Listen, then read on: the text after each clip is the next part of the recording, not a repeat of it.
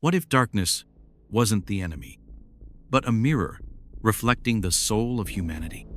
What if an entity from the stars didn't attack, didn't conquer, but simply watched and judged? Today, we step into a story where every choice doesn't just decide survival. It defines the future of an entire civilization. Don't look away. Don't miss a second. Because in that shadow, you might just find yourself. Hit subscribe and join me as we uncover the full story. The blackness of space was never truly silent. Though outside was merely a frigid vacuum, sound resonated clearly within the command vessel, Blade of Zenith, the beating heart of the Zenith Empire's might. Machines hummed rhythmically, officers whispered tensely, and security patrols marched rigidly down the cold steel corridors. Dim blue illumination from control panels cast sharp, menacing shadows on Commander Marcus Kalen's hardened face. Kalen stood before the central screen, his icy gaze tracking the fleet formation.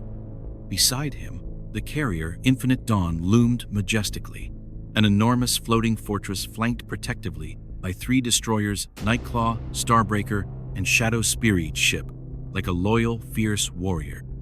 The Zenith Empire never communicated through words, only through strength. Today, at the distant frontier colony of Asterion, the message was unmistakable. The Empire reigns supreme. Yet, deep in his mind, Kalen felt a strange uneasy, a vague anxiety he had never experienced, despite decades spent conquering the stars.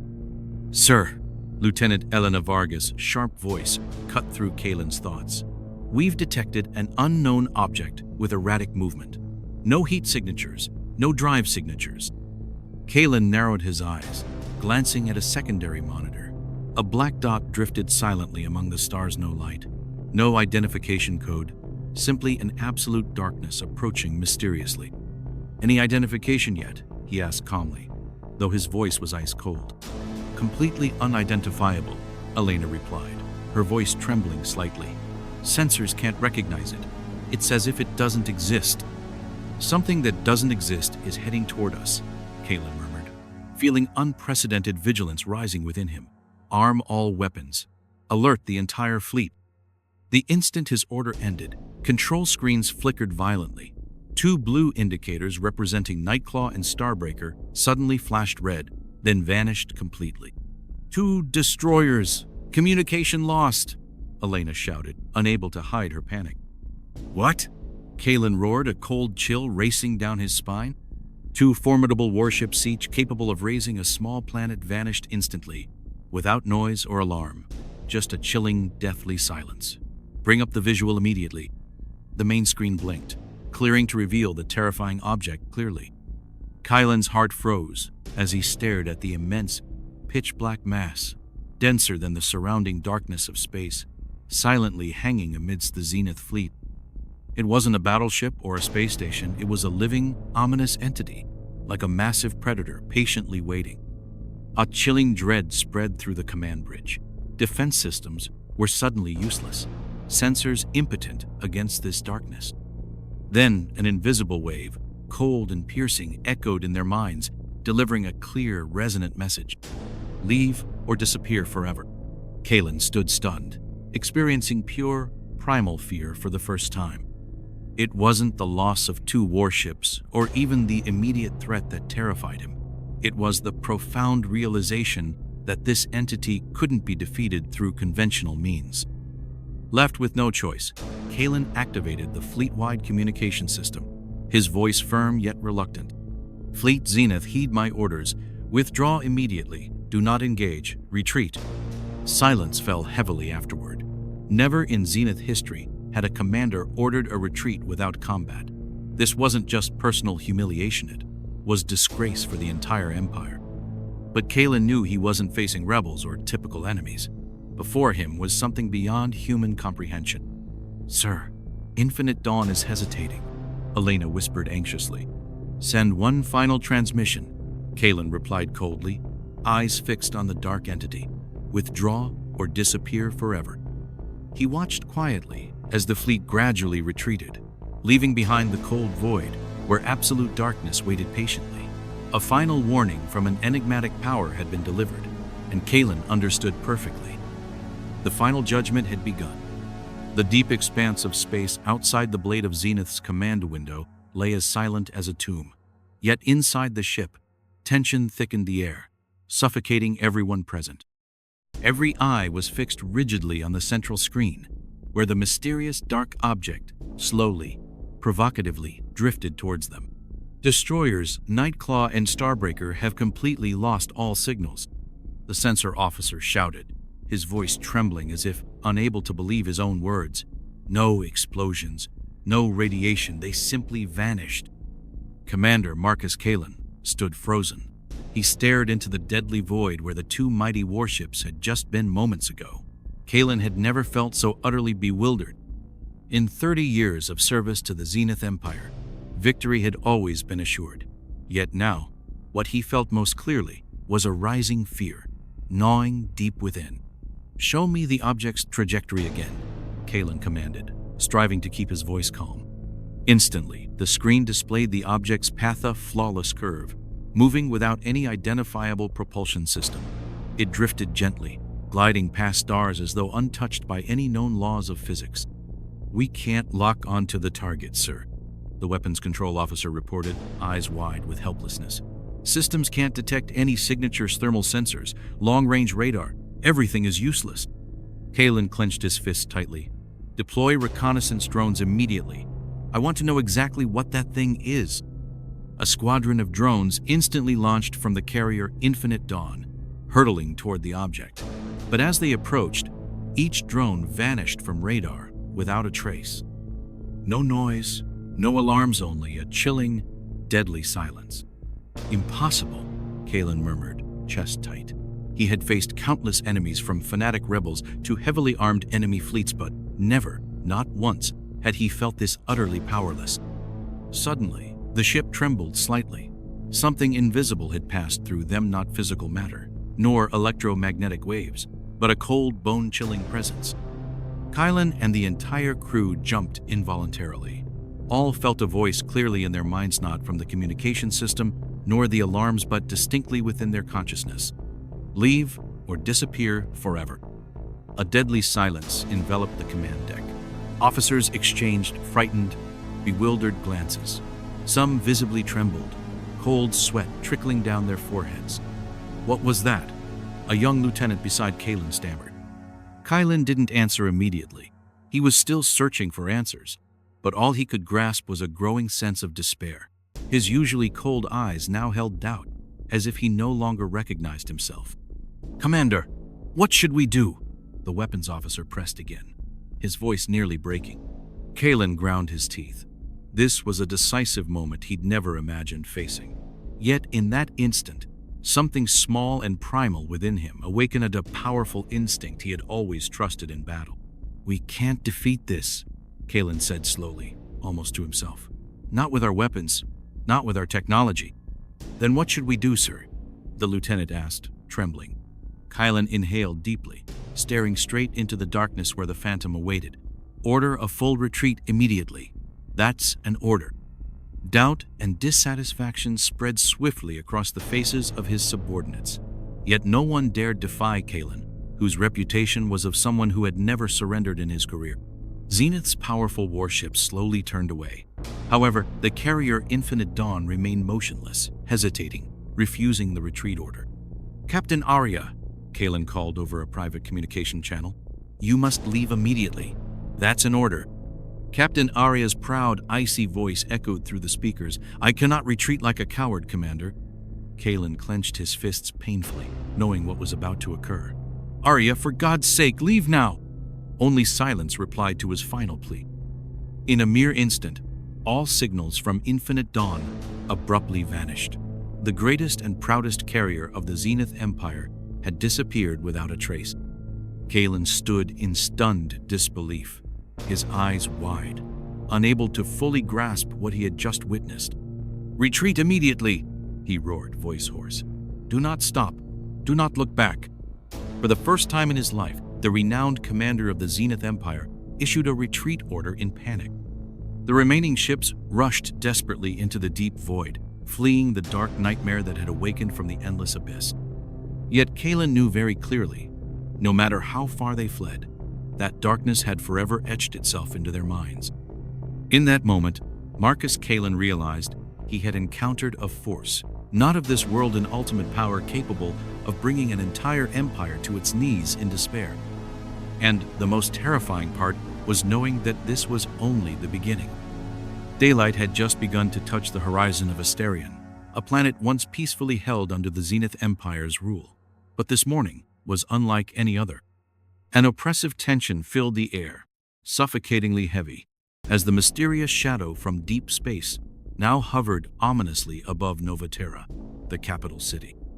From the observation deck in the colony's security headquarters, Captain Victor Rice gazed skyward, eyes narrowed in disbelief and unease.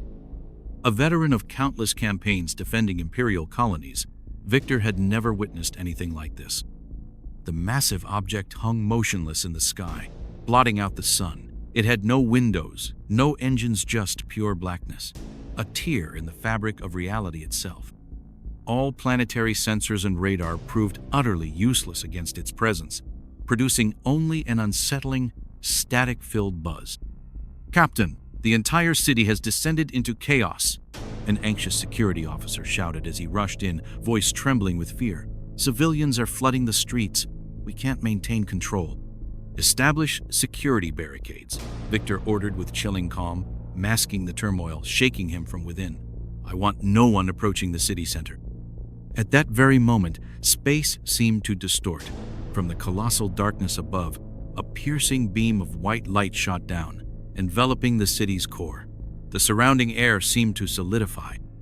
Victor and all the nearby soldiers felt an icy chill penetrate their bones. Then, without any warning, everyone in the city froze, eyes fixed upward. A voice echoed through their minds, not from speakers, nor from electronic signals, but directly within their consciousness, terrifyingly clear. "Witness clearly the future you have created." In front of Victor and all the residents of Novaterra, reality abruptly shifted into a terrifying vision. Their familiar city now burned violently. Towering structures collapsed into blazing infernos, streets littered with corpses. Screams and cries of despair filled the Ira vision of brutal apocalypse, vivid as an undeniable future memory. Victor clenched his fists, his heart nearly bursting. This was no mere illusion. Every detail was starkly real, hauntingly clear, as if it were an already lived future. Soldiers around him stood frozen, their courage shattered, faces drained of color. Once again, the voice resonated within their minds, deeper and more resonant this time, each word carving itself into their very souls. "What you create today determines what I will destroy tomorrow." The blinding white beam abruptly vanished, returning the city to the present intact but shaken. No one moved. No one dared utter a single word. Only the cold wind whispered through deserted streets, as though even time itself had halted to acknowledge this moment of dread. A distant explosion suddenly jolted everyone back to reality. Citizens began screaming, scattering in panic, creating waves of uncontrollable chaos. "Contain this panic immediately!" Victor yelled, his voice completely losing its former calmness. But the officers remained paralyzed, their faces bloodless. A young officer murmured in terror, voice trembling. What does it want from us, Captain?" Victor stared at the enigmatic darkness still silently suspended in the sky. For the first time in his career, he didn't have an answer. All he knew was that whatever was observing them had made everyone profoundly aware of the thin line between existence and annihilation. "We need to warn all the other colonial sectors," he ordered, struggling to regain his usual calm. "It's delivering a message to all of humanity, and we have no choice but to listen." Victor gazed upward once more, pain piercing his heart as he considered the repercussions brought upon them by the Zenith Empire. He had fought for what he thought was order and civilization, but now faced an entity willing to wipe out everything merely to teach them a lesson. He knew with chilling certainty that the future they had just witnessed wasn't an idle threat. It was a promise from a power beyond all human comprehension, a force capable of making the entire universe tremble in fear. And Victor Rice understood all too clearly that, from this moment onward, not just Asterion but the entire human race stood at the precipice's own misstep away from plunging into eternal darkness. Night had fallen over the city of Novaterra, wrapping everything in a cloak of black so deep it was as if light had never touched this place. But tonight, no one dared to sleep. The terrifying images still haunted every soul so vivid they could almost be touched. The burning future, the screams of despair, the lifeless body sit all hung like a curse in the air. In the midst of that darkness and fear, a young girl stood atop the ruins of a crumbling building, her eyes fixed on the endless void above, where the black mass still hovered in silent observation. Her name was Celine, 17 years old, with sharp features and deep black eyes that seemed to hold the darkest stars of the universe. Celine was unlike other girls her age. She had grown up in poverty, shaped by scars both visible and buried deep within. Her parents were taken by the Zenith Empire for forced labor and never returned. For Celine, life had never been kind. Clenching her fists, she felt the fire of rage and helplessness surge through her veins. She never believed in the Empire, nor in its hollow promises of peace. The world, to her, was a cracked facade waiting to shatter. "Celine," came the soft voice of her younger brother, Liam. Only 10 years old, frail and pale, his eyes always carried a silent fear. "Do you think it's going to kill us?" She didn't turn around, still staring into the void above. "No, Liam. It didn't come to kill us. It came to see if we'd destroy ourselves first." Liam didn't fully grasp her meaning but clutched her hand tighter, seeking comfort. Tonight, nothing felt safe. Suddenly, the sky trembled. The massive darkness above shifted slightly slow, deliberate. Then, a blinding white beam shot down, slicing through the night with surgical precision aimed directly at where Celine stood. "Celine?" Liam's voice shook with terror as he tightened his grip. "Stay here," she whispered, eyes wide with something beyond fear. She knew deep inside that whatever it was calling her, not as a threat, as a summons. Celine stepped forward, leaving her frozen brother behind. The light enveloped her, lifting her from the rooftop like an angel called home. Below, the people of Novaterra poured into the streets, staring in stunned horror at the impossible scene unfolding above them. In an instant, Celine found herself standing in a vast, boundless space. No walls, no ceiling, just infinity bathed in pale, cold light. At the center of this void, a figure began to materialize, tall, towering, and darker than the darkness itself, as if the void had taken human form. "Who are you?" Celine asked, trying to keep her voice from trembling. The figure remained still, then answered with a voice so deep it seemed to echo through the bones of the universe. "I am the judge. I am the reckoning." "Why me?" she challenged, standing firm before the looming presence. The judge moved closer, its form woven from shadows laced with faint, ghostly light. "Because you have known suffering. You have tasted fury. You have lost more than most. You understand, more than any, the cost of injustice." Celine swallowed hard, forcing herself to stay composed. "What do you want from us?" "I want nothing," the judge replied, calm and glacial. "I am only watching. I am waiting to see what humanity will choose, transformation or annihilation." "We don't get to choose," Celine said bitterly. "We're just victims of the Empire." "No," the judge interrupted, its voice like a blade through her soul. "You always have a choice, and your choice defines your fate." With a motion of its hand, the space around them shifted. Celine was suddenly surrounded by horrifying scenes of what lay ahead: war, rivers of blood on the very planet she called home. She saw loved ones, neighbors, people she'd passed every day, consumed by fire, crushed beneath the weight of chaos.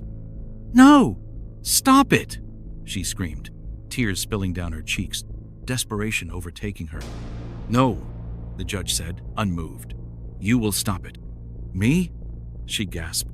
"Yes, you. You will stand between this world and its ruin. You will carry the final message: change or perish." The voice thundered through the void like divine judgment. The space quaked. A white light enveloped her once more, and Celine felt herself falling softly, gently, like a leaf drifting from the heavens. When she opened her eyes, she was back on the rooftop. Liam was still there, frozen in place, staring at her with wide, terrified eyes.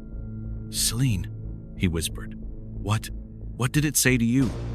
She took a deep breath, wiping away the tears from her cheeks. Looking down at the chaotic crowd below, she whispered softly, "It said our future is now entirely in our hands." Far above them, the Phantom watched in silence like the world was merely a stage, and it was waiting patiently for the final act. And Celine knew, beyond all doubt, the real battle had only just begun. 3 days had passed since Celine was chosen by the Phantom. 3 days that felt like 3 centuries. The city of Novaterra had fallen into an eerie silence. No more protests, no more riots, only countless eyes staring skyward, all haunted by a single burning question. What will happen next? The black mass still hovered silent, unmoving, emitting no signal, but no one doubted its purpose. It was watching, judging. In the dim council chamber of the Independent Colonies Alliance, an emergency meeting was underway, but it no longer carried the weight of command. The leaders, once men and women who claimed to shape humanity's future, were now merely shadows of themselves, voices cracking like glass under pressure. Reznau, the civilian leader of all Asterians, stepped forward. He wore no uniform, no insignia. He stood simply as a man who once fought for a system he no longer believed in. "We don't have time," he began, "not to rearm, not to assign blame, but to choose." An old man from the Arcadia settlement slammed his fist on the table. "Choose what? To kneel before a shadow? Before something not even human?" A silver-haired woman, a former Imperial intelligence officer, whispered, "It erased an entire fleet without firing a shot. So tell me, who's more human?" Silence fell. Celine, summoned but silent until now, rose to her feet. Her gaze passed over each face like a mirror to their conscience. She was no longer just a girl. She was a symbol, a reckoning. "It's not an enemy," she said, her voice calm yet cutting through the silence like a blade. "It's the consequence, the shape of everything we refuse to see. It came not to destroy but to ask, have we learned anything?" Reese nodded slowly. "And if we haven't?" Celine met his eyes. "Then we'll be erased. Not because it's hostile, but because we're no longer worthy." At that moment, 6 Zenith Empire warships re-entered the atmosphere, breaking through neutral space, past warning lines. Everyone knew this would happen, but no one thought it would come so soon. Obsidian Wrath, Vigil's End, Solar Tyrant, and 3 others descended in strategic formation claws tightening around Asterian skies. Yet there were no loudspeakers, no ultimatums, only the display of power. On the ground, in the great square before the city's center, the people emerged, not content to remain silent in the dark. They wanted answers. They wanted truth. They wanted Celine. The young girl stepped into the center of the plaza, eyes unflinching. She stared up at the heavens as if waiting for the final confirmation. "What are you doing?" Reese shouted, chasing after her, his voice strained with worry. "I didn't choose this," she said softly, "but I'm the one chosen to end it." In that instant, a beam of light shot out from the black mass, but this time, it didn't reach the ground. It struck the Imperial fleet above. Each ship shook violently, systems overloaded, radars collapsed, propulsion drives failed, and across all frequencies, a singular tone sounded. The choice begins. Aboard the Solar Tyrant, Commander Thalerons feared as the war god of Orion felt the breath pulled from his lungs. Sweat traced icy lines down his spine. Officers around him panicked. But Thaler did not.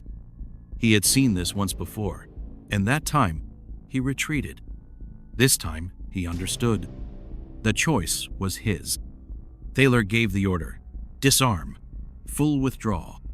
Officers stared, stunned, thinking him mad, but they obeyed, because everyone knew. Nothing survives a confrontation with that.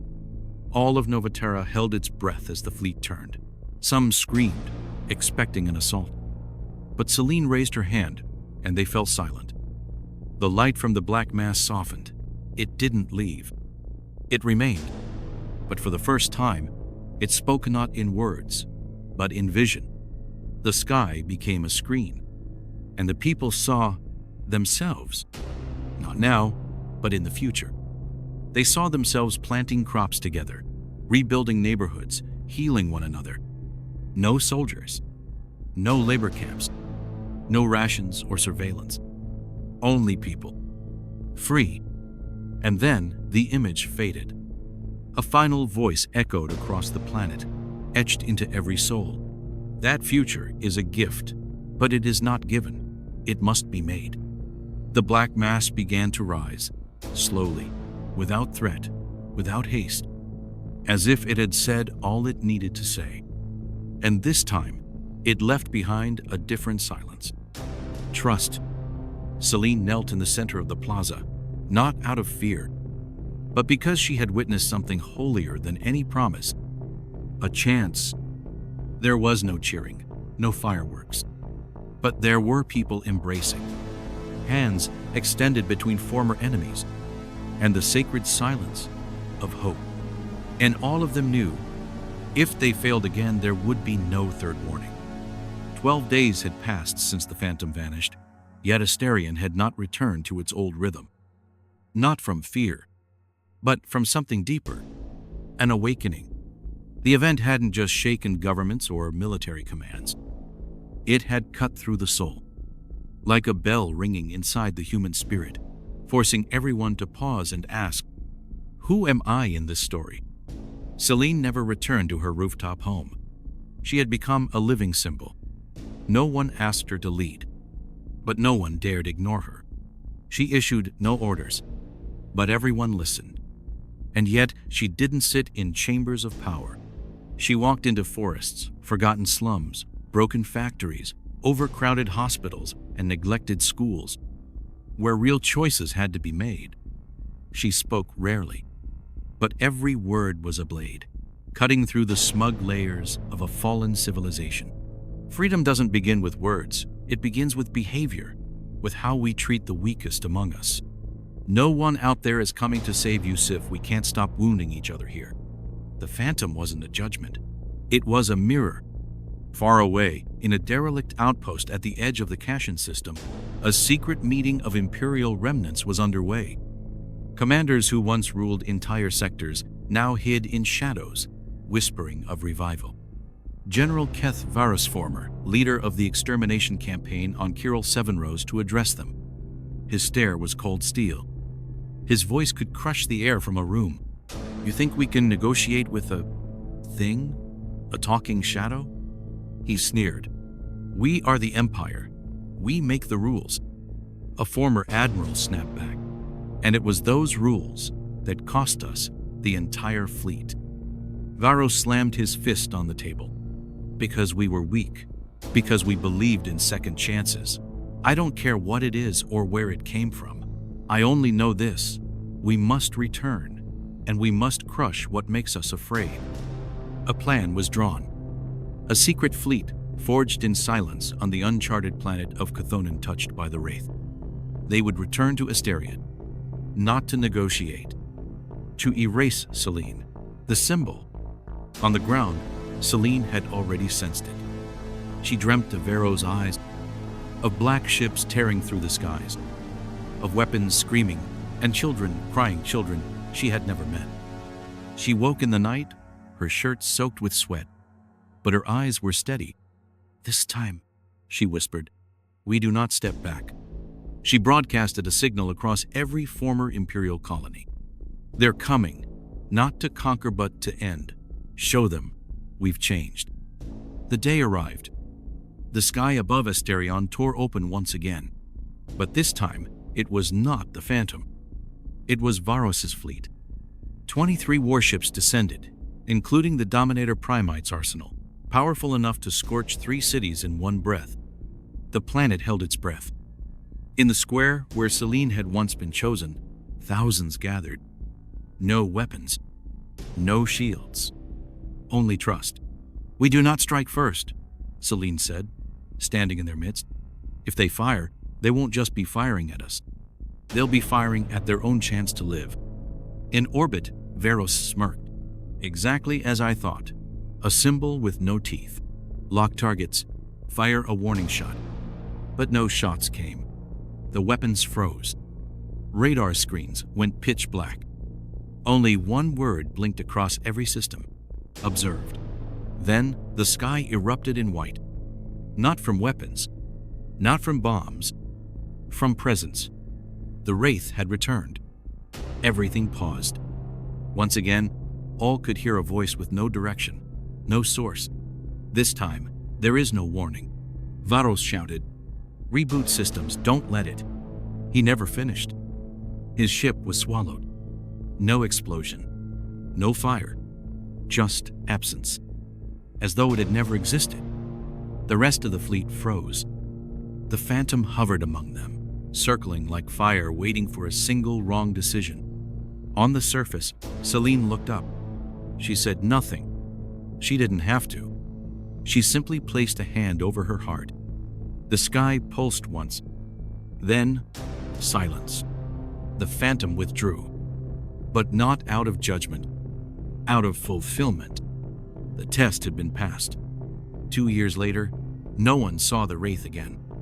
But everyone lived differently. Planets began to cooperate instead of compete.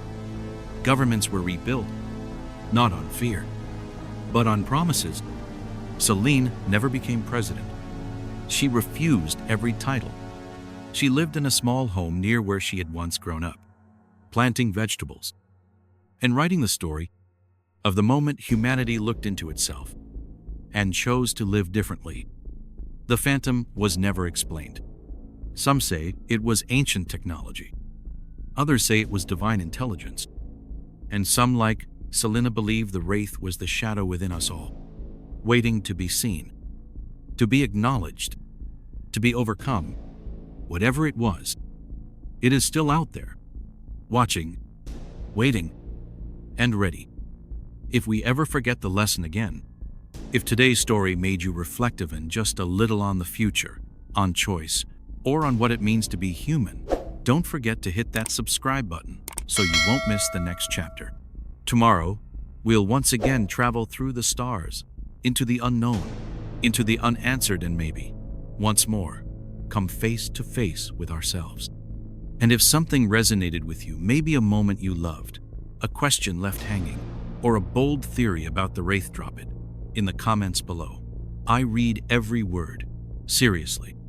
I'll see you again tomorrow, where anything is possible.